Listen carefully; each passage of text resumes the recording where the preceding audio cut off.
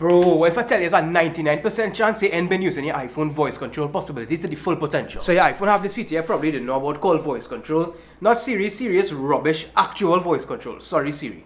You bitch. First thing you want to do is head to settings, accessibility shortcut, and make sure this voice control option here tick. This will let you turn the feature on and off by triple clicking the power button to bring up the accessibility shortcut, or the home button if you have an iPhone with a home button. Once you see this little icon appear at the top here, that's how you know it turned on. Or if you prefer, you could also tell Siri to turn it on and off. Once it's on, now you can literally control your phone with your voice. Actually, no clowning. Open Instagram. Go home. Swipe left. Swipe right. Open control center. Bring me some cold to drink there real quick. Alright, maybe it can't do that one. I know you probably feel like Iron Man now. Me too. But as cool as this is, it's just touching the surface. So you can enjoy it as is. But let me dig a little deeper with some custom gestures. Custom gestures will literally let you record and mimic any movement or control you usually do manually. Like a double tap, a swipe, tap in a specific spot, wherever it might be, and tie it to an actual voice command. And this will open up real possibilities. I'm going to show you to set up two that I use on a real regular basis. More regular than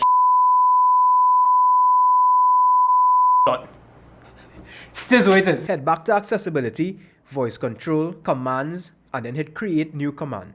I'm gonna name this one cheese. It'll make sense soon, but you could choose any name or trigger word you want, like maybe not that, but anything you want. Then tap action. Choose run custom gesture and you'll see the screen pop up. So right here we can record what we want the gesture or series of gestures to do. For this one, I'm just gonna tap right where the shutter button usually is. We're keeping it simple but useful.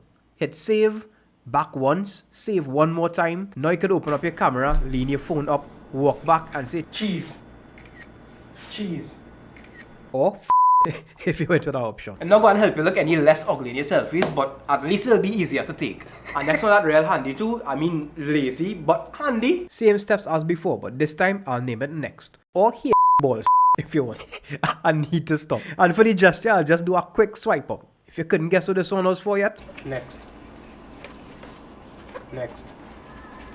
Imagine you're eating or washing dishes or just doing anything where you're using your two hands and you're busy and you want to use TikTok still.